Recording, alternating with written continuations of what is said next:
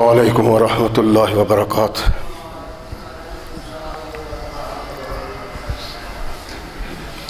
الحمد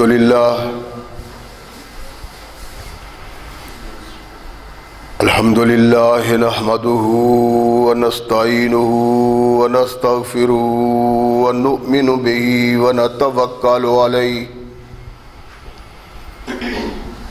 ونعوذ باللہ من شرور انفسنا ومن سیئات اعمالنا من يهده الله فلا مضل له ومن يضلله فلا هادي له ونشهد أن لا إله إلا الله وحده لا شريك له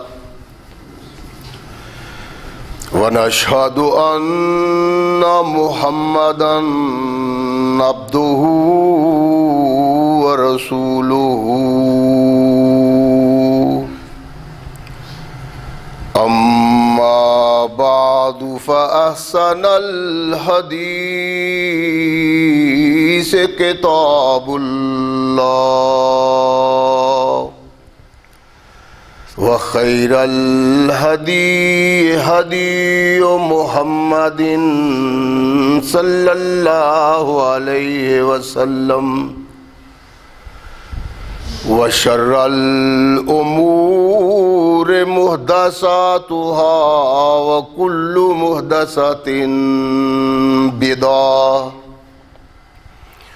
وكل بدعة ضلالة وكل ضلالة في النار أما بعد فأعوذ بالله السميع العليم من الشيطان الرجيم من همزه ونفخه ونفثه بسم الله الرحمن الرحيم وامتازوا اليوم أيها المجرمون ألم أعهد إليكم يا بني آدم ألا تعبدوا الشيطان إنه لكم عدو مبين وأن اعبدوني هذا صراط مستقيم صدق اللہ مولانا العظیم وصدق رسولہ النبی الکریم۔ ہر قسم کی حمد و ثنا، تعریفات و توصیفات اس خالق و مالک کے لیے ہیں جس نے اس ساری کائنات کو تخلیق دیا اور اس کی حسن و آبادی کے لیے حضرت انسان کو تخلیق فرمایا۔ کروڑوں درود و سلام اس ہستی اقدس و مقدس پہ کہ جس کا نام نامی اسم گرامی ہے محمد صلی اللہ علیہ وسلم۔ لاکھوں رحمتیں ان نفوس قدسیہ پہ کہ جنہوں نے سرور کائنات علیہ الصلاۃ والسلام سے اس ضابطۂ حیات کو وصول کیا اور اس کو ہم تک پہنچانے کے لیے اپنا تن من دھن قربان کر دیا۔ اللہ کی یہ بہت بڑی کرم نوازی ہے کہ اس نے اس ضابطۂ حیات کو ہم تک پہنچانے کے لیے ایسے مضبوط ذرائع اور اسباب استعمال فرمائے کہ ان کی موجودگی میں ہم ببانگ دہل کہہ سکتے ہیں کہ یہ ضابطۂ حیات جو آج قرآن کی صورت میں ہمارے ہاتھوں میں موجود ہے، یہ وہی ضابطۂ حیات ہے جو آج سے کم و بیش 1450 سال پہلے نبی کائنات اور رسول ثقلین حضرت محمد رسول اللہ صلی اللہ علیہ وآلہ وسلم پہ انسانوں کی رشد و ہدایت کے لیے نازل ہوا۔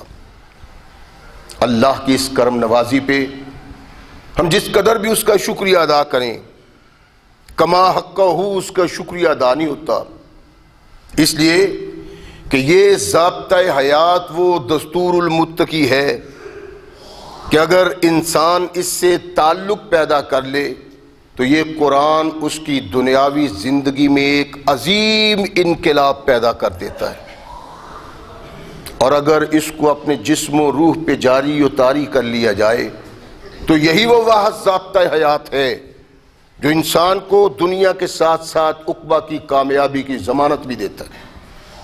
مگر صدحیف ایسے ضابطۂ حیات کی موجودگی میں ہم اعمال و کردار کے لحاظ سے اتنے گئے گزرے ہو گئے ہیں کہ شاید تاریخ اسلام میں مسلمانوں کی یہ حالت کبھی پہلے نہیں تھی۔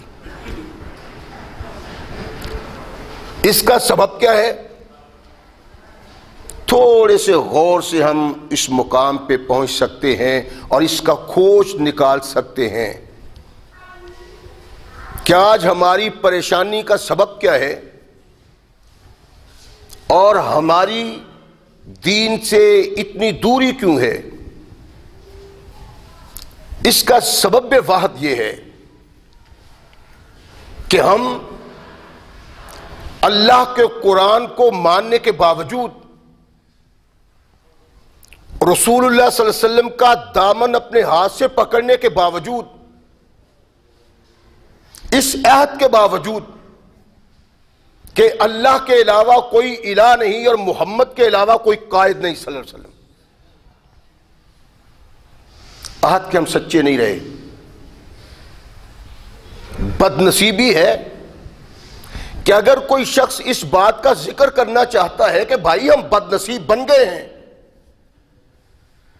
محمد رسول اللہ صلی اللہ علیہ وسلم کے مطیع و منقاد رہنے کا ہم دعویٰ کرتے ہیں لیکن اللہ کے نبی کی سنت پہ عمل پیرا نہیں، اللہ کی توحید کے علم بردار ہیں لیکن اللہ کی توحید سے ہماری وابستگی ٹوٹ چکی ہے، ہم ویسے ہی اللہ سے ناآشنا ہیں جیسے محمد رسول اللہ صلی اللہ علیہ وسلم کے دور میں ان کے مقابل اور ان کے مخاطب۔ سیدھی سی بات تھی، اللہ کے نبی نے کہا قولوا لا الہ الا اللہ تفلحوا،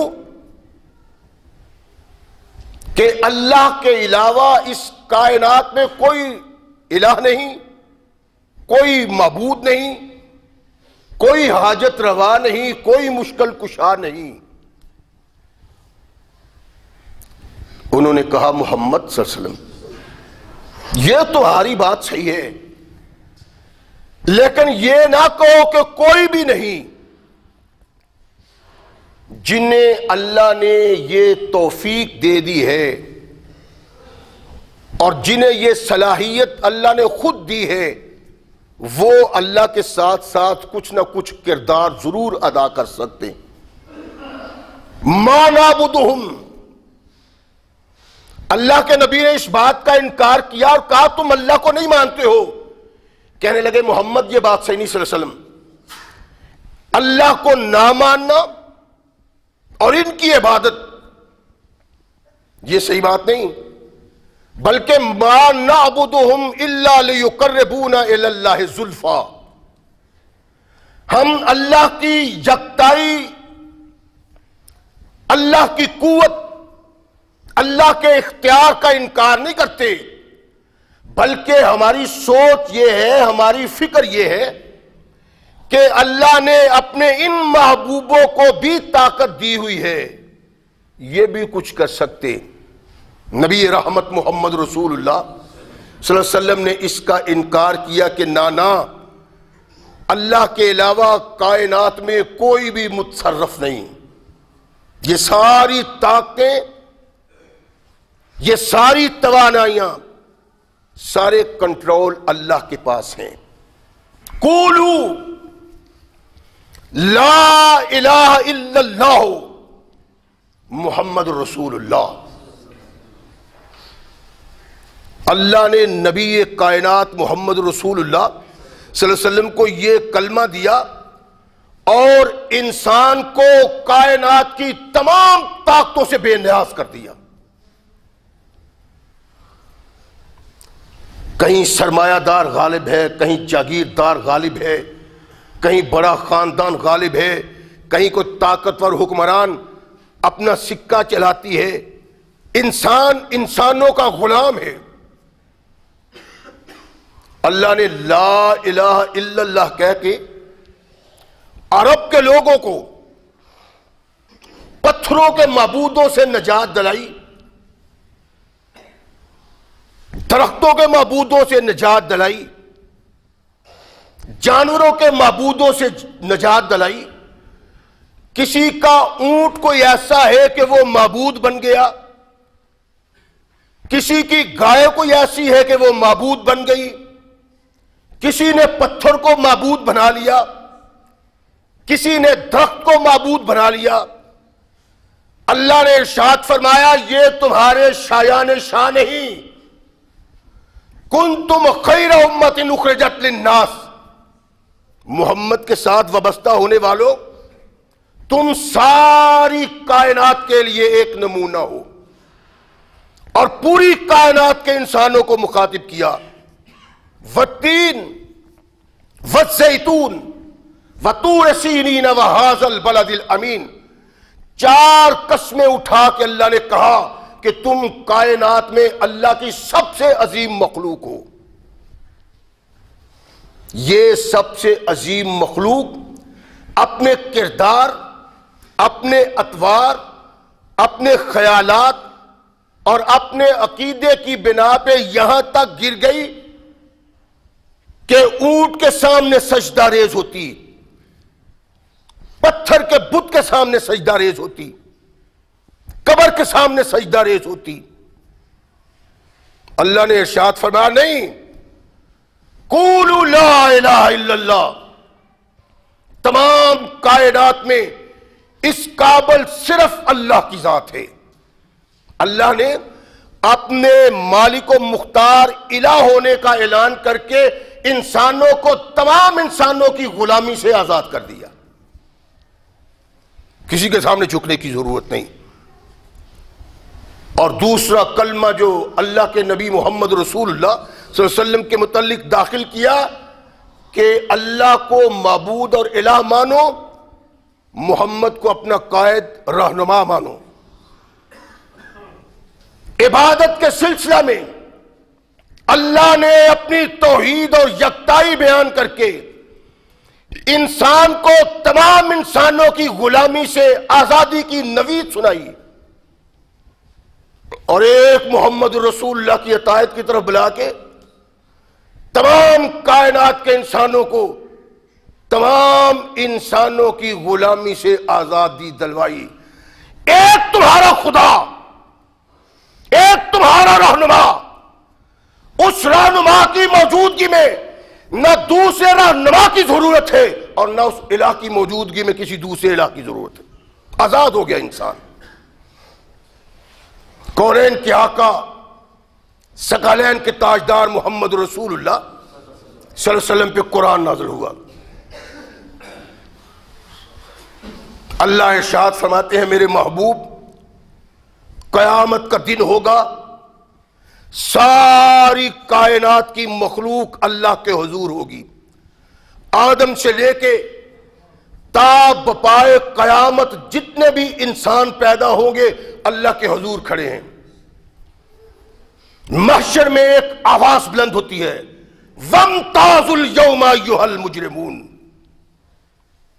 مجرموں ایک طرف ہو جاؤ. آواز آتی ہے وَامْتَازُوا الْيَوْمَ أَيُّهَا الْمُجْرِمُونَ. کس کو اللہ نے کہا ہے؟ پتھروں کو، حجروں کو، شجروں کو، قبروں کو، انسان کو کہا ہے کہ تمہیں آج اپنے اعمال کا حساب دینا ہے. اور سب سے پہلا حساب جس کا ذکر کائنات کے آقا ثقلین کے تاجدار محمد رسول اللہ کے اس ضابطۂ حیات میں ہے. اللہ ارشاد فرمائیں گے الم آحد الیکم یا بنی آدم اللہ تعبدوا الشیطان. اور انسانوں میں نے تم سے وعدہ نہیں لیا تھا کہ شیطان کی عبادت نہ کرنا. اللہ نے انسانوں کو آواز دی اور کہا کہ میں نے تم سے عہد لیا تھا کہ شیطان کی عبادت نہ کرنا. انہ لکم عدو مبین، وہ تمہارا دشمن ہے. تو کیا اللہ نے یہ محشر میں جو آواز لگائی ہے اس کا سبب کوئی نہیں؟ اور ظاہر بات ہے کوئی بھی انسان شیطان کی عبادت نہیں کرتا. نہ کوئی ہندو، نہ کوئی عیسائی، نہ کوئی یہودی، نہ کوئی مسلمان شیطان کی کوئی عبادت نہیں کرتا. کوئی اس کو رکوع نہیں کرتا، کوئی اس کے سامنے سجود نہیں کرتا، کوئی اس کے سامنے قیام نہیں کرتا. تو پھر یہ اللہ نے کیا کہا ہے کہ میں نے تمہیں کہا نہیں تھا کہ لا تعبدوا الشیطان؟ اللہ شیطان کی عبادت کرتا کون ہے؟ کائنات کے آقا محمد رسول اللہ صلی اللہ علیہ وسلم نے وہ رہنمائی کی ہے.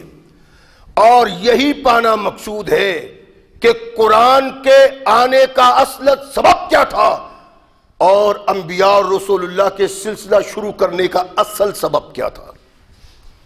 بھول گئے ہم اس بات کو، پسے پش ڈال دیے اس نظریہ حیات کو. کوئی شیطان کی عبادت نہیں کرتا. اللہ مقصود کیا ہے؟ تو نبی رحمت محمد رسول اللہ صلی اللہ علیہ وسلم نے اس کی رہنمائی کی، اس قرآن کی آیہ مقدسہ کی. شیطان کو سجدہ کوئی نہیں کرتا، شیطان کو رکوع کوئی نہیں کرتا، شیطان کے سامنے قیام کوئی نہیں کرتا. شیطان کے وسوسہ کو قبول کر کے، شیطان کی رہنمائی کو قبول کر کے، شیطان کی بات مان کے آدمی جو اللہ کی بغاوت کرتا ہے اس کو شیطان کی عبادت قرار دیا ہے. اللہ نے سجدہ ریزی نہیں شیطان کی، رکوع نہیں شیطان کو. فرمایا جو تم شیطان کی بات مانتے ہو اور میری بغاوت کرتے ہو یہ اللہ کی عبادت چھوڑ کے شیطان کی عبادت کرنا ہے. کونین کے آقا محمد رسول اللہ ایک اور انداز سے اس کو سمجھاتے ہیں. جب اسلام کا غلبہ ہوا نا تو ایک بہت بڑے صدقہ اور خیرات کرنے والے کا بیٹا حدود مدینہ سے بھاگ جاتا ہے، شام چلا گیا. بنو طے پہ حملہ ہوا. کونین کے آقا محمد رسول اللہ صلی اللہ علیہ وسلم نے ان کو قیدی بنا لیا. اللہ کے نبی علیہ الصلوۃ والسلام کو علم ہوا کہ حاتم کی بیٹی بھی قیدی ہے. میرے آقا نے ارشاد فرمایا کہ انسانیت کے اتنے بڑے محسن کی بیٹی کو قیدی نہیں ہونا چاہیے، ان کو چھوڑ دو. ان کو چھوڑ دیا، حدیث میں ہے مسند احمد میں، ان کو چھوڑ دیا، مال و متاع بھی دیا. ڈھونڈتی ڈھونڈتی اپنے بھائی کے پاس پہنچی، عدی کے پاس. کہا عدی اللہ کی قسم ان آنکھوں نے محمد جیسا انسان دیکھا ہی نہیں. کردار تو یہ ہے کہ بولے توتی، ان آنکھوں نے محمد جیسا دیکھا ہی نہیں. اتنا محسن، اتنا احسان کرنے والا کہ ان آنکھوں نے ایسا انسان نہیں دیکھا. چلے جاؤ محمد کے پاس صلی اللہ علیہ وسلم، ادھر ادھر نہ بھاگو.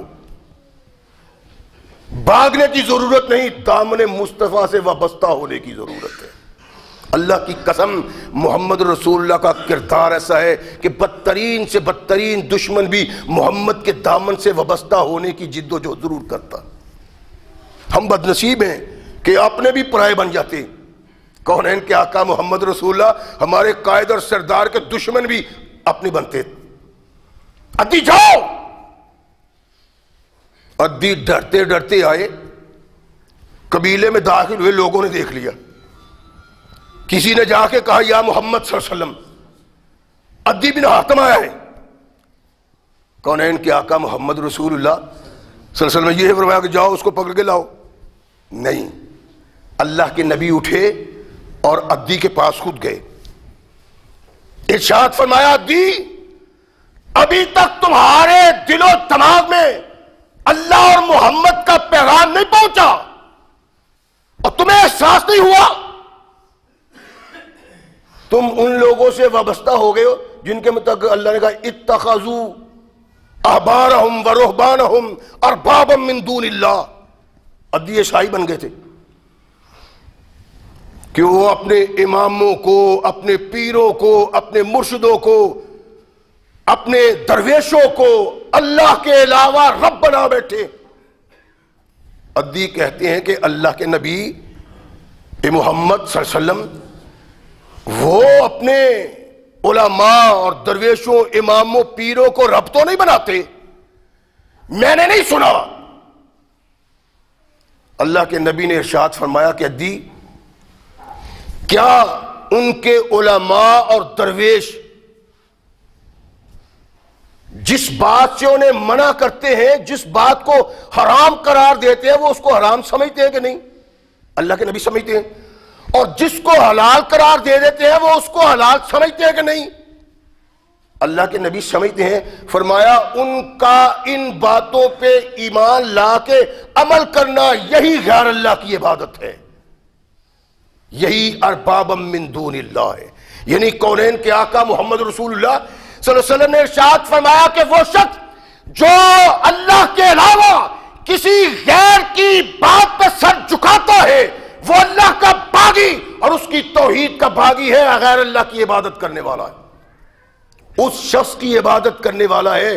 عدی عیسائی اور یہودی اپنے رہبان اور درویشوں احبار کی عبادت کرتے ہیں جب ان کی حلال کو حلال سمجھتے ہیں، ان کے حرام کو حرام سمجھتے ہیں، حالانکہ یہ حق تو میرے اللہ کا ہے، ان کا نہیں، یہ تو ہے اللہ کے نبی۔ تو ہمارا یہی یعنی اللہ کے نبی علیہ الصلوۃ والسلام کے فرمان کا مقصد، اللہ کی وضاحت کا مطلوب صرف یہ ہے کہ جو شخص غیر اللہ کی بات کو اپناتا ہے، اس کے سامنے سر جھکاتا ہے، اس بات کو پلے باندھتا ہے، اللہ کے فرمان کے مقابلے میں تو ارشاد فرمایا یہ عمل کرنے والا دراصل اس کی عبادت کر رہا ہوتا ہے۔ یعنی اللہ نے کائنات میں ہر انسان کی بات کو ماننا شرک قرار دے دیا، صرف ایک شخص ہے جس کو اس سے مستثنا کیا ہے، من یطع الرسول فقد اطاع اللہ، اور لوگوں جو میرے محمد کی اطاعت کرتا ہے وہ اللہ کی اطاعت کرتا ہے۔ تمام انسانوں کی بات ماننا اللہ کی توحید سے بغاوت اور شرک ہے، محمد رسول اللہ کی بات ماننا اس لیے بغاوت اور شرک نہیں۔ اللہ کہتے ہیں جس نے محمد کی اطاعت کی اس نے اللہ کی اطاعت کی، اور یہ کیوں کہہ دیا اللہ نے؟ اس کا سبب کیا ہے؟ آخر وہ رہبان اور درویش بھی تو اللہ ہی کی باتیں کرتے تھے نا، ان کی ماننے سے منع کر دیا، تمام انسانوں کی بات سن کے اس پہ عمل پیرا ہونے کو شرک قرار دے دیا۔ ایک محمد رسول اللہ کی ذات ایسی تھی جن کی اطاعت، اتباع اور فرما برداری کو شرک سے مستثنا کر دیا کہ ان کی اطاعت اور فرما برداری اللہ کی اطاعت اور فرما برداری۔ کیوں یہ کہا؟ اس کا ایک سبب تھا کہ نبی کائنات محمد رسول اللہ صلی اللہ علیہ وسلم کی زبان سے جو بھی لفظ نکلتا تھا وہ محمد رسول اللہ اپنی طرف سے نہیں بلکہ اللہ کی طرف سے کرتے تھے. وما ينطق عن الهوى ان هو الا وحی یوحی. اور میرا محبوب کوئی بات نہیں کرتا تب تک جب تک آسمان سے جبریل وحی لے کے نہیں آ جاتا. جب اللہ کے نبی محمد رسول اللہ صلی اللہ علیہ وسلم کے منہ سے بات ہی کوئی نہیں نکلتی جو ان کی مرضی کے مطابق ہو، جو ان کے خواہش کے مطابق ہو، وہ ساری باتیں اللہ کے فرمان پہ ہے، تو پھر محمد رسول اللہ کی اطاعت دراصل اللہ ہی کی اطاعت ہے. اور جب محمد رسول اللہ کی اطاعت اللہ کی اطاعت ہے تو پھر یہ شرک فی التوحید نہ ہوا کہ یہ فرمان خدا ہے. یہی نہیں، ارشاد فرمایا فما آتاکم الرسول فخذوہ وما نہاکم عنہ فانتہوا. اور میرے پیغام کو سننے والوں، قرآن کو سننے والوں، قرآن کو پڑھنے والوں، جو میرا رسول محمد تمہیں دیتا ہے فخذوہ، اور جس سے منع کرتا ہے فانتہوا. کہا واتقوا اللہ، اس میں ایک راز ہے واتقوا اللہ میں. وما آتاکم الرسول فخذوہ وما نہاکم عنہ فانتہوا. پھر اللہ کہتے ہیں واتقوا اللہ. اس کا مطلب پتہ کیا ہے؟ اس کا مطلب ہے کہ واحد ذات اللہ کی ہے جس کی عبادت روا ہے، اور کائنات میں تنہا محمد کی ایک ذات ہے جس کی اطاعت روا ہے.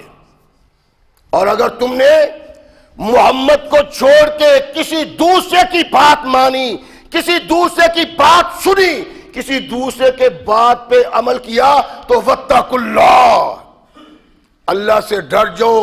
ان اللہ شدید العقاب، اللہ تعالیٰ سخت سزا دینے والا ہے. یعنی اللہ کے قرآن میں ان آیات مقدسہ نے ہماری رہنمائی کی کہ دو شخصیات ہیں اپنے اپنے دائرہ اختیار میں ان کی وابستگی تمہارے ایمان کا سبب ہے.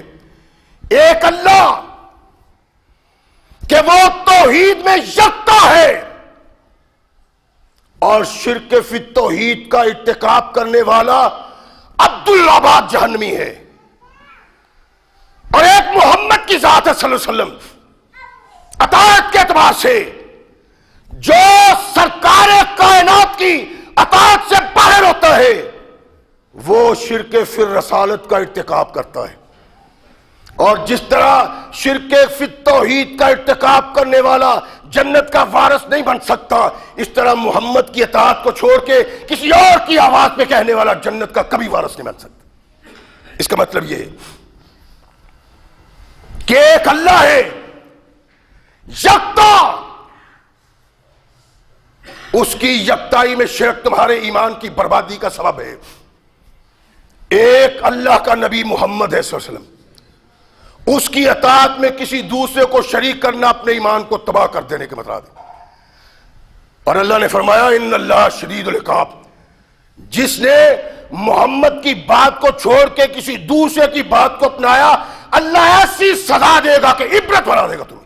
اور پھر یہ بات ایک ایسی حقیقت ہے جس حقیقت کو پانے کے لیے زیادہ لمبے چوڑے مطالعہ کی ضرورت نہیں. کیا آدمی قرآن کے ورق گردانی کرتا پھرے، احادیث کی ورق گردانی کرتا پھرے، 1 2 3 4 5 7 10 حدیث کی کتابیں نہیں، 20 حدیث کی کتابیں نہیں، سینکڑوں حدیث کی کتابیں ہیں. آدمی اس کی تلاش میں سینکڑوں حدیثوں کو ڈھونڈتا پھرے. محض ایک نگاہ اس بات کا فیصلہ کرتی ہے، کائنات کا کوئی انسان، بڑے سے بڑا انسان، اگر اطاعت رسول سے ہٹ کے غیر کی اطاعت کرتا ہے اللہ اس کو سزا سخت دیتا ہے، خواہ وہ محمد کا صحابی کیوں نہ ہو صلی اللہ علیہ وسلم. نہیں دیکھا آپ نے میں نے کیا کہا ہے؟ نبی رحمت محمد رسول اللہ میدان احد میں تشریف فرما، اللہ کے نبی نے عبداللہ بن جبیر کو کہا کہ اس درے پہ چلے جاؤ، ان 50 صحابیوں کو ساتھ لے جاؤ، اور جنگ کا نتیجہ کوئی بھی ہو تم نے وہاں سے نہیں آنا۔ اللہ کے نبی اپنے صحابہ کو کہتے ہیں کہ جنگ کا نتیجہ کوئی بھی ہو، اگر جانور ہمارے گوشت کو نوچ لے، اللہ کے نبی کے الفاظ، اگر جانور ہمارا گوشت نوچ لے تب بھی تم نے نہیں آنا، اگر ہم فاتح بن جائیں تب بھی تم نے نہیں آنا جب تک میں نہ تمہیں کہوں۔ کنہیں کہا؟ سطح عرش پہ انسانوں میں جو سب سے زیادہ اللہ کے محبوب اور مقبول تھے، صحابہ سے بڑھ کے کائنات میں کوئی انسان اللہ کا مقبول و محبوب نہیں۔ اللہ کے نبی محمد رسول اللہ نے حکم دے دیا، جنگ ہوئی، اللہ نے کہا تھا میرے محبوب ساری کائنات کی طاقتیں بھی اکٹھا ہو جائیں، فتح تیری ہوگی۔ کفر بدر کا انتقام لینے کے لیے بھرپور تیاری سے، اور آج ان کی سوچ اور فکر یہ ہے کہ اس درخت کو جڑ سے اکھاڑ پھینکنا ہے۔ اللہ نے محمد رسول اللہ کی مدد کی، مار مار کے میدان سے بھگا دیا۔ صحابی کہتے ہیں جو عورتیں ساتھ لے کے آئی تھی، اللہ کی قسم جب وہ بھاگتی تھی ہم نے دیکھا کہ ان کی پنڈلیاں ننگی ہیں اور پازیبیں جو پہنی ہوئی ہیں وہ بھی ان کی نظر آ رہی تھی، یوں نہ بھاگ رہے تھے میدان سے۔ یہ میدان سے بھاگے، درے پہ کھلوتے کھڑے وہ جو نبی اکرم محمد رسول اللہ کے صحابہ تھے، وہ ایک دوسرے کو کہتے ہیں کہ لو جی کافر تو بھاگ گئے، اب ہمیں جا کے مال غنیمت اکٹھا کرنا پڑے گا، جائیے اتریے ان سے معاونت کیجئے۔ امیر نے کہا تمہارا دماغ کہاں گیا ہے؟ تمہیں علم نہیں کونین کیا کہا محمد رسول اللہ نے کیا کہا تھا؟ کیا کہا تھا؟ اور اللہ کے نبی نے کہا تھا میں جب تک نہ بلاؤں۔ کہنے لگے بات تمہاری سمجھ میں نہیں آئی عبداللہ، مقصد یہ تھا کہ جب تک خطرہ رہے تم یہاں رہو۔ اب خطرے والی کون سی بات ہے؟ وہ دور چلے گئے، عبداللہ کی بات نہیں مانی، اختلاف ہوا صحابہ میں، عبداللہ کی بات نہیں مانی۔ 40 کے قریب روایات میں صحابہ نیچے اتر گئے۔ بھاگتے ہوئے خالد بن ولید نے دیکھا کہ درا خالی ہے، ابھی سفیان کو کہا کہ بات بن سکتی ہے، یہ شکست فتح میں بدل سکتی ہے اگر تھوڑی سی جرأت دکھاؤ۔ ابھی سفیان کہنے لگے کیا؟ کہنے لگا وہ درے پہ جو فوجی تھے نا، جو مجاہد تھے، وہ نیچے اتر گئے، اب مسلمان مال غنیمت اکٹھا کرنے میں لگے ہوئے، میں اوپر سے جاتا ہوں اور درے سے نیچے اتروں گا، تم آگے سے آؤ، اور مسلمانوں کو یوں کچل اور مسل دے جس طرح 2 پارٹوں میں دانا مسلا جاتا ہے۔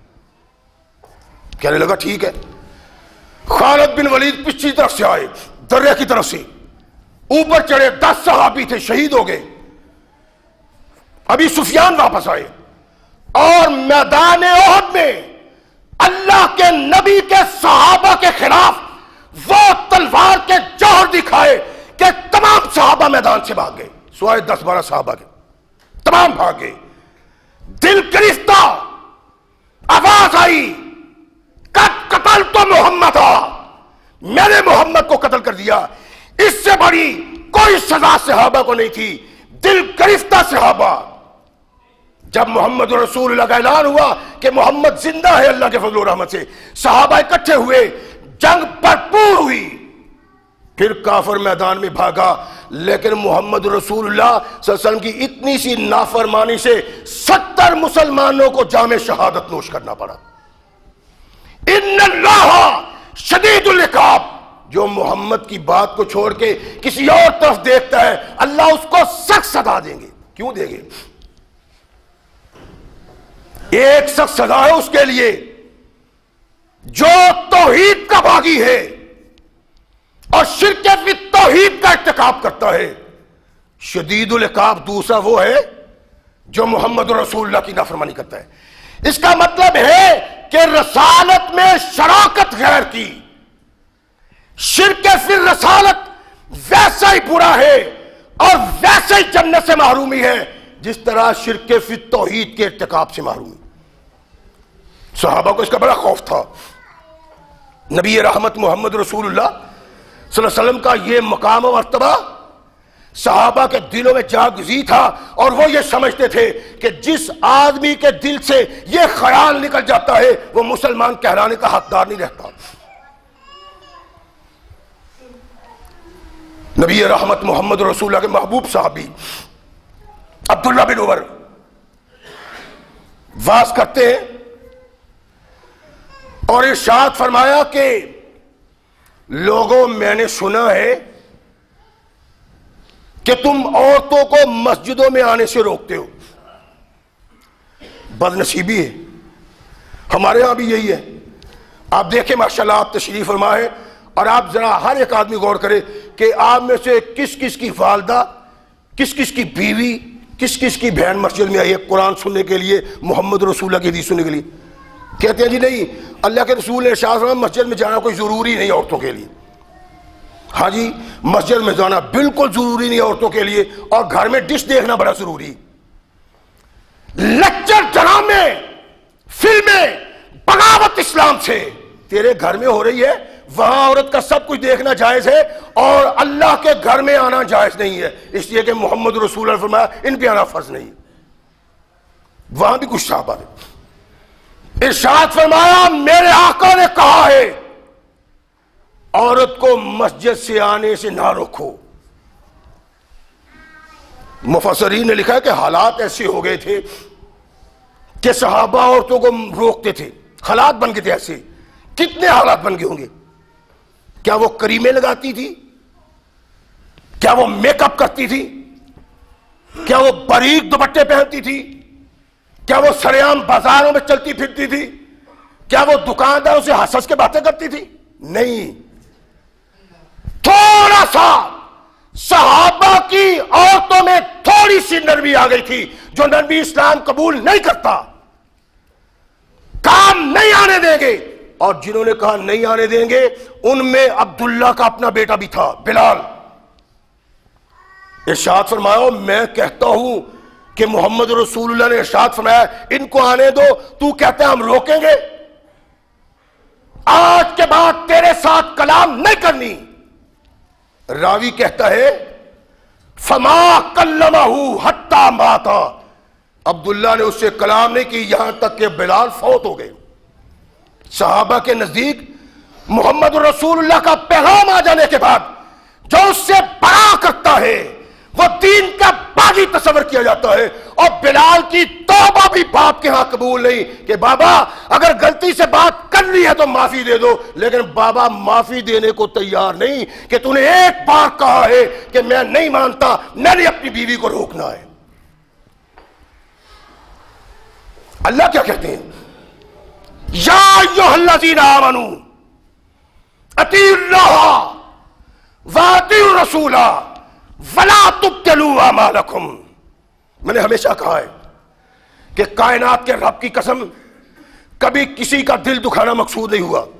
میری جتنی زندگی 24-25 سال ہو گئے مجھے خطابت کرتے ہوئے، کبھی یہ نہیں سوچا کہ کسی پہ تان کیا جائے، کسی پہ تشریح کی جائے، کسی کو برا کیا جائے، کسی کے مذہب پہ تان کیا جائے. محض اگر بات کرتا ہوں کہ اپنے اللہ کی رضا کے لیے کرتا ہوں، اور چاہتا ہوں کہ ہم سب کا عقیدہ صحیح بن جائے، ایمان صحیح بن جائے. کہیں قیامت کے دن ایسا نہ ہو کہ ہم جائیں بڑے مومن بن کے تو وہاں نامہ اعمال خالی. اللہ ارشاد فرماتے ہیں هل أتاك حديث الغاشية وجوه يومئذ خاشعة عاملة ناصبة تصلى نارا حامية. میرے محبوب، بڑے عمل کر کر کے تھک جانے والے جہنم کے سپرد کر دیے جائیں گے. ایھا الناس، اور لوگوں اللہ کی قسم اٹھا کے کہتا ہوں کسی پہ اعتراض کرنا تصور میں نہیں لاتا، میں اس لیے کہتا ہوں کہ بچ جاؤ قیامت کے دن اعمال تباہ نہ ہو جائیں. لا تبطلوا اعمالکم، اللہ نے کہا ہے یا ایھا الذین آمنوا اطیعوا اللہ واطیعوا الرسول ولا تبطلوا اعمالکم، اللہ اور رسول کی اطاعت کے دامن کو چھوڑ کے غیر کی اطاعت کرنا اور غیر کی بات ماننا اپنے ایمان کو تباہ کر دینے کے مترادف ہے، اور تمام اعمال ضائع ہو جاتے ہیں۔ قرآن کہتا ہے، میں تو ڈر جاتا ہوں چودھریوں سے، بڑے لوگوں سے، اللہ تو نہیں ڈرتا۔ فرمایا جو رسول کی اطاعت سے سر منہ ہٹتا ہے اعمال سارے تباہ ہو جاتے ہیں اس کے۔ واضح طور پہ اللہ نے قرآن میں ارشاد فرما دیا کہ عاملۃ ناصبہ، عمل کر کر کے تھک جانے والے، تسلا نارن حامیہ، بھڑکتی ہوئی آگ میں داخل کر دیے جائیں۔ اس کا سبب محمد رسول اللہ کی اطاعت سے بغاوت۔ اور کیسے بغاوت ہے؟ یعنی ہم عام طور پہ کرتے ہیں سمجھانے کے لیے۔ اللہ کے نبی محمد رسول اللہ صلی اللہ علیہ وسلم نے سیدنا بلال کو کہا، بلال اذان کو اور ہر کلمہ کو 2 بار کہو، اور ارشاد فرمایا کہ تکبیر کہو، ہر کلمہ 1 بار کہو، سوائے قد قامت الصلاۃ کے، قد قامت الصلاۃ 2 بار کہو۔ اب اللہ کے نبی محمد رسول اللہ صلی اللہ علیہ وسلم کا فرمان کیا ہوا کہ مؤذن اذان کہتا ہے، اذان کے کلمات 2 بار کہے، مؤذن تکبیر کہتا ہے، تکبیر کے کلمات 1 بار کہے۔ ہماری بد نصیبی کہ ہم کیا کرتے ہیں، اذان کے کلمات بھی 2 بار اور تکبیر کے کلمات بھی 2 بار۔ لڑائی والی بات نہیں، نہ سمجھو گے تو مٹ جاؤ گے یا غافل مسلمانوں۔ اللہ کی قسم کسی کا دل دکھانا مقصود نہیں، محمد کا سچا دین بتانا مقصود ہے۔ اللہ کے نبی نے اپنے مؤذن کو کہا 2 بار کلمات اذان میں کہو اور 1 بار کلمات تکبیر میں کہو۔ ہماری مساجد میں تکبیر کے بھی 2 کلمات ہیں، اذان کے بھی 2 کلمات ہیں۔ میں نے ایک دفعہ اپنے ساتھیوں دوستوں میں بیٹھ کے کہا تھا کہ صحاح کی بات نہیں کرتا، بخاری کی بات نہیں کرتا، مسلم کی بات نہیں کرتا، نسائی کی بات نہیں کرتا، ابی داؤد کی بات نہیں کرتا، ابن ماجہ کی بات نہیں کرتا، صحاح کی بات نہیں کرتا۔ او کوئی 100ویں نمبر کی حدیث کی کتاب میں لا کے صحیح حدیث دکھا دو کہ کلمات اذان میں بھی 2 بار اور تکبیر میں بھی 2 بار۔ ثقلین کے تاجدار کا فرمان ہے، سنت ہے میرے آقا کی، اذان کے کلمات 2 بار، تکبیر کے 1 بار، لیکن ہم کرتے ہیں۔ اور بھائی کیوں کرتے ہو؟ کہتے ہیں جی اللہ کے نبی نے کیا کہا ہے، ہمیں اس بات کا پتہ نہیں، ہم تو حنفی ہیں، امام ابو حنیفہ نے یوں ہی کہا ہے، اس لیے ہم یوں کرتے ہیں۔ اور اللہ کیا کہتے ہیں، یا ایھا الذین آمنوا اطیعوا اللہ واطیعوا الرسول ولا تبطلوا اعمالکم، اور اللہ کی بات مانو، میرے محمد کی بات مانو، اعمال کو ضائع نہ کر لو۔ کبھی نہیں ہم سوچتے او کرو بابا، لیکن کوئی تمہارے پاس معمولی سا تصور تو ہونا چاہیے۔ یہ تو کھلی بغاوت ہے محمد رسول اللہ کی، اور اللہ کے نبی نے اس کو قبول نہیں کیا۔ جیسے اللہ نے توحید شرک فی التوحید کو نامقبول قرار دیا ہے، ایسے ہی شرک فی الرسالت کو اللہ نے نامقبول قرار دیا۔ یہ شرک فی الرسالت ہے، یعنی اللہ کے نبی محمد رسول اللہ یہ ارشاد فرماتے ہیں، میرا پیر، میرا مرشد، میرا مفسر، میرا محدث یہ کہتا ہے، اور یہ محمد رسول اللہ کی بات چھوڑ کے میں اس پہ عمل کرتا ہوں، یہ بغاوت ہے محمد رسول اللہ کی سنت، اور یہ تباہی ہے، اسی کو بربادی اللہ نے کہا ہے۔ اور یہی وہ پیغام تھا جو ثقلین کے تاجدار محمد رسول اللہ کو ملا تھا، جو اللہ نے یہاں کہا کہ لا تعبد الشیطان، اس کی عبادت نہ کرو۔ عبادت کیا تھی؟ اس کی بات ماننا، ایسے ہی محمد رسول اللہ کو چھوڑ کے کسی غیر کی بات ماننا محمد رسول اللہ کے دامن کو چھوڑنا ہے۔ اور میرے آقا کی بات ماننا، اتباع کرنا اللہ کی اتباع ہے۔ من یطع الرسول فقد اطاع اللہ، جس نے محمد کی اطاعت کی اس نے اللہ کی اطاعت کی. اس لیے اللہ کی اطاعت فرض، نبی کی اطاعت فرض، اور اس سے بڑا انسان کی تباہی کا سبب ہے.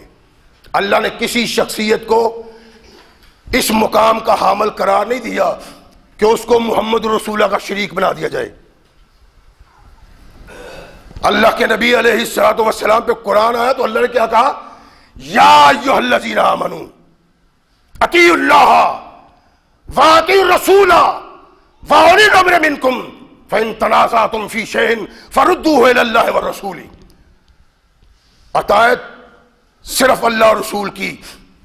ہاں جو اللہ رسول کا مطیع و منقاد ہے اس کی بھی مانو جب تک وہ اللہ رسول کی بات کرتا ہے.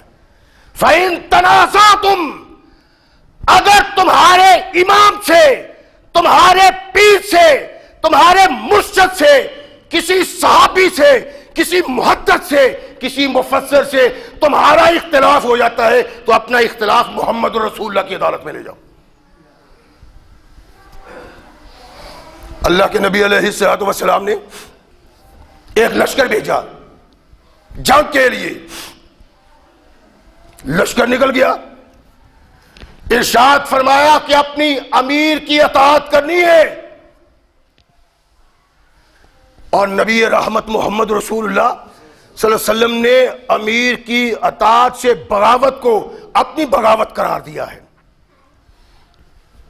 فرمایا امیر کی اطاعت کرنی، خبردار. صحابہ چلے گئے. ایک مقام آیا، ایک وقت آیا،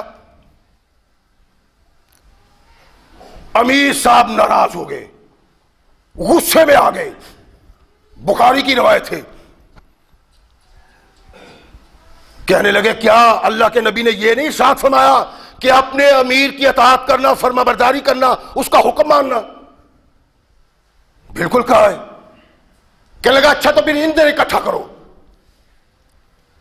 صحابہ ایندھن اکٹھا شروع کر دیتے ہیں کرنا، خوب ڈھیر لگ گیا. کہنے لگا آگ لگاؤ اس کو. آگ لگا دی. کہنے لگا اب اس میں چھلانگے لگا دو سارے. حدیث میں ہے کہ کچھ تو صحابہ تیار ہوئے چھلانگے مارنے کے لیے اور کچھ نے انکار کر دیا، اور کہنے لگے اللہ کے بندے اسی آگ سے بچنے کے لیے ہم نے محمد کے ہاتھ میں ہاتھ دیا ہے. اگر ان کو رسول مان کے اللہ کی توحید کا اقرار کر کے بھی آگ میں چھلانگے لگانی ہے تو ایمان لانے کا کیا فائدہ؟ تیری نہیں مانتے یہ بات. یہ آقا کے اصول و دستور کے خلاف ہے. جب تک محمد رسول اللہ صلی اللہ علیہ وسلم سے فیصلہ نہ ہو جائے تمہاری اطاعت کی کوئی حیثیت نہیں. معاملہ اختلافی ہو گیا. جب صحابہ واپس آئے اور اللہ کے نبی محمد رسول اللہ کے حضور یہ درخواست پیش کی بات صحابہ نے کہ اللہ کے نبی دیکھے امیر نے یہ حکم دے دیا تھا اور کہا کہ اللہ کے نبی نے امیر کی اطاعت کا حکم دیا ہے، اس میں چھلانگے مارو. اللہ کے نبی محمد رسول اللہ صلی اللہ علیہ وسلم نے ارشاد فرمایا اگر تم آگ میں چھلانگے لگا دیتے تو قیامت تک آگ میں ہی تم رہتے. اور پھر ارشاد فرمایا کہ اطاعت تو اللہ رسول کی اطاعت میں امیر کی، اگر امیر اطاعت سے بغاوت کرتا ہے تو امیر کی امارت بھی کوئی حیثیت نہیں رکھتی. سرکار کائنات محمد رسول اللہ صلی اللہ علیہ وسلم کے ایک ایک لفظ کو حرز جاں بنانا یہی ایمان کی علامت ہے. اور صحابہ کے نزدیک بڑی چیز یہی تھی. ابو موسیٰ اشعری رضی اللہ تعالیٰ عنہ فاروق اعظم کے گھر آئے، دروازے پہ دستک دی، ایک بار آواز دی، دو بار آواز دی، تین بار آواز دی، آواز دے کے چلے گئے. فاروق اعظم کو شاید ان کی آخری آواز سنی گئی. اپنے غلام کو کہا کہ جاؤ اس کو بلا کے لاؤ، میں نے اس کی آواز نہیں سنی تھی. ابو موسیٰ آ گئے. ارشاد فرمایا تم چلے کیوں گئے تھے؟ کہنے لگے اس لیے کہ میرے آقا نے ارشاد فرمایا ہے کہ جب تم کسی کو ملنے کے لیے اس کے گھر جاؤ تین آوازیں دو، اگر آواز آ جائے فبہا، نہیں تو واپس آ جاؤ. فاروق اعظم کو بڑا غصہ، کہنے لگا تو کہہ رہے ہو؟ اللہ کے نبی کا نام لیتے ہو، اس کو ثابت کرو۔ اگر ثابت نہ کر سکے لاؤ جاتوں کا عقوبہ، میں تجھے سخت سزا دوں گا کہ تو عمل کر رہا ہے دین میں، دین بنا کے، اور محمد رسول اللہ کا نام لے رہا ہے۔ بتا محمد رسول اللہ نے کہا تھا۔ کہتے میں بڑا پریشان ہوا، میں انصار کے پاس گیا، ان کے گروہ سے بات کی، انہوں نے کہا کہ یہ ہمارے سامنے بات ہوئی اللہ کے نبی کے، ہمیں سب سے چھوٹا بھی اس بات کی گواہی دے سکتا ہے۔ ابو سعید خدری گئے، عمر فاروق کو گواہی دی، تو پھر عمر فاروق کی آنکھوں سے اور چہرے سے تیوری ختم ہوئی کہ یہ محمد رسول اللہ کا نام لے کے اپنے پاس سے بات کرتا ہے۔ ثابت ہو گیا کہ محمد رسول اللہ نے کیا ہے۔ تو فاروق اعظم کے اس کردار سے یہ بات ظاہر ہوتی ہے کہ کوئی بھی وہ عمل جو اللہ کے نبی نے نہیں کہا، کوئی بھی کہتا ہے اس کی کوئی حیثیت نہیں، خواہ وہ صحابی کہے جو محمد رسول اللہ کی روایت بیان کرتا ہے۔ یہ تو نبی کی روایت بیان کرتا ہے، اور علم ہے تمام صحابہ کو یہ محمد رسول اللہ کی روایت بیان کرتا ہے، احادیث سننے کے لیے محمد رسول اللہ کے پاس رہتا ہے، لیکن اس کی بھی کوئی اتھارٹی نہیں۔ ہماری کیا ہے؟ پریشانی کی بات ہے، یعنی چھوٹی چھوٹی باتوں اور چھوٹے چھوٹے مسائل میں ہم اللہ کے نبی محمد رسول اللہ کی بغاوت کرتے ہیں۔ محض مولوی دیکھیں، یا دو تین، یہ اللہ تعالیٰ سب کو غریق رحمت کرے، وہ جنازے آئے ہیں نا، مولوی صاحب جنازہ پڑھاتے ہیں، جنازہ ایسے پڑھا دیتے ہیں جیسے جھٹکا کیا جاتا ہے، تو بعد میں کھڑے ہو جاتے ہیں دعا مانگنے کے لیے۔ یہ بعد والی دعا کہاں سے آ گئی؟ ناراضگی والی بات نہیں۔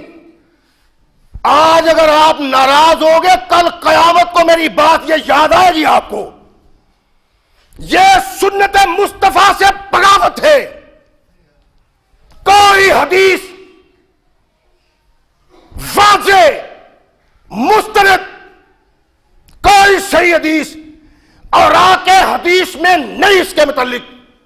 کونین کے آقا محمد رسول اللہ جنازہ پڑھ کے چار پائی اٹھا کے قبرستان میں لے جاتے تھے، اور ہم وہاں کھڑے ہو کے دعا مانگتے ہیں۔ یہ کس نے کہا ہے؟ چھوڑے نبی رحمت محمد رسول اللہ کے دور کو، صحابہ کے دور کو بھی چھوڑے۔ ہم چار امام مانتے ہیں کہ چار امام برحق اہل سنت کے، اور چاروں اماموں میں سے کسی امام کا فرمان لا کے دکھاؤ کہ نماز جنازہ ہو جانے کے بعد وہاں کھڑے ہو کے دعا کرنا بھی جائز ہے، اور محمد رسول اللہ کی سنت۔ غیر کو نہیں کہتا، میں تو ان بد نصیب اہل حدیثوں کو کہتا ہوں جو دوستی کے تقاضوں سے، بھائی چارے سے، زمانے کے لحاظ سے ہاتھ اٹھا کے کھڑے ہو جاتے ہیں۔ تیری تو عاقبت بہرحال تباہ ہو جاتی، اہل حدیث کہلانے والے کی عاقبت بہرحال تباہ ہو جاتی ہے بغاوت سنت سے۔ کائنات کے آقا محمد رسول اللہ صلی اللہ علیہ وسلم لمبی لمبی دعائیں کی ہیں، کتنا کتنا عرصہ دعا کرتے رہے، لیکن کونین کے آقا محمد رسول اللہ کی 23 سالہ نبوت کی زندگی میں ایک لمحہ ایسا آپ نہیں دکھا سکتے کہ جنازے کے بعد محمد رسول اللہ نے وہاں دعا کی ہو۔ اگر کوئی شخص صحیح مستند حدیث دکھا دے 10,000 روپے اس آدمی کو نام، اگر نہیں تو پھر یہ کس کی اطاعت کی جا رہی ہے؟ محمد رسول اللہ کی سنت چھوڑ کے۔ اور شرک فی التوحید کا ارتکاب باغی ہے، اور شرک فی الرسالت کا ارتکاب کرنے والا بھی باغی ہے۔ من یشاقق الرسول من بعد ما تبین له الهدى ویتبع غیر سبیل المؤمنین نولہ ما تولی ونصلہ جہنم وساءت مصیرا۔ قرآن واضح طور پہ کہتا ہے کہ جو محمد کی راہ واضح ہو جانے کے بعد اس سے اختلاف کرتا ہے، فرمایا تیرے ایمان کی اللہ کو ضرورت نہیں، تیرے عمل کی اللہ کو ضرورت نہیں۔ یہ محمد رسول اللہ کی سنت سے بغاوت ہے، قطعاً صحیح نہیں۔ اور جو یہ کرتا ہے وہ محمد رسول اللہ کو چھوڑ کے غیر کی اطاعت کرتا ہے، اور جس کے دامن میں آقا کی اطاعت چھوڑ کے غیر کی اطاعت آ جاتی ہے، اللہ کہتا ہے میرا اس کے ساتھ کوئی تعلق نہیں۔ قل ان کنتم تحبون اللہ فاتبعونی یحببکم اللہ۔ جب تک تم محمد کی اطاعت نہیں کرو گے اللہ تم سے محبت نہیں کرے گا، قرآن ہے۔ اور یہی ایک چیز ہے جس کو پیش نگاہ رکھ کے محمد رسول اللہ صلی اللہ علیہ وسلم کے صحابہ عمل کیا کرتے تھے. ہمارے تو عمل ہی کوئی نہیں. جاتے ہیں بیٹھ جاتے ہیں پھوڑی پہ, جو آتا ہے کرے دعا. اچھا جی, اور سگریٹ پینے والا سگریٹ بجھاتا ہے. کوئی ایسا چیڑا ہوتا ہے وہ سگریٹ بھی نہیں بجھاتا, وہ پرے دور رکھ دیتا اس کو. غیبت کر رہے ہوتے ہیں, چغلیاں کر رہے ہوتے ہیں, برائیاں کر رہے ہوتے ہیں. اور کیا ان منہوں سے نکلنے والی دعا اللہ قبول کر لیتا ہے؟ چغلی کر رہے ہیں, غیبت کر رہے ہیں, کرو جی دعا. کہاں ہے یہ؟ اور میرے آقا کی سنت یہ ہے کہ میرے آقا تعزیت کیا کرتے تھے, اس کی نیکی کا تذکرہ کیا کرتے تھے, اس کی بھلائی کا تذکرہ کیا کرتے تھے, ان کو صبر کی تلقین کیا کرتے تھے. اس کے علاوہ آقا کی کوئی سنت نہیں. یہ سنت سے بغاوت ہے. اہل حدیثوں, کوئی پکڑا جائے یا نہ پکڑا جائے, تمہارے گریبان پہ ضرور ہاتھ آئے گا قیامت کے دن. کہتے ہو محمد رسول اللہ کی اطاعت کرتے ہیں, اہل حدیث ہیں, ہم حدیث کو مانتے ہیں, اور باقی محمد رسول اللہ کی سنت یرانے سے ہی بدعت کرتے ہیں, دوستیوں سے ہی بدعت کرتے ہیں, تعلقات کی بنا پہ بدعت کرتے ہیں, شرم و شرمی کرتے ہیں. سن لو, میں نے اللہ کا قرآن واضح طور پہ بیان کر دیا اور واضح طور پہ محمد رسول اللہ کا فرمان بیان کر دیا. سیدنا فاروق اعظم رضی اللہ تعالیٰ عنہ طواف کرتے کعبۃ اللہ کا, کرتے کرتے حجر اسود کے سامنے آئے, آگے جا کے تو منہ سے بھوسا دیا. ارشاد فرمایا, اے حجر اسود, جو میں نے تجھے بھوسا دیا ہے نا, تیری کوئی قدر و منزلت نہیں, تیری عزت اور وقار کی بنا پہ نہیں, تو ایک پتھر ہے. لا تضر ولا تنفع, تو نہ کسی کو ضرر دے سکتا ہے نہ نفع دے سکتا ہے. پتھر کو میں نے اس لیے چوما ہے کہ میرے محمد نے چوما تھا صلی اللہ علیہ وسلم. یہ ہے سنت اور یہ ہے محمد رسول اللہ کے صحابہ کی زندگی. اس سے ہٹ کے جو زندگی ہے بغاوت ہے دین میں.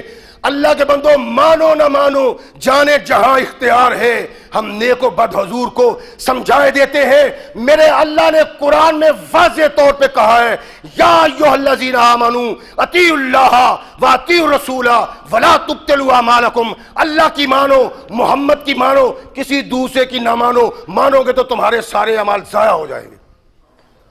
اپنے اعمال کو بچانے کے لیے قرآن کی آواز پہ لبیک کہنا اور محمد رسول اللہ کی سنت کو اپنانا ضروری ہے. اللہ ہمیں صحیح مسلمان بننے کی توفیق عطا فرمائے. وآخر دعوانا الحمدللہ.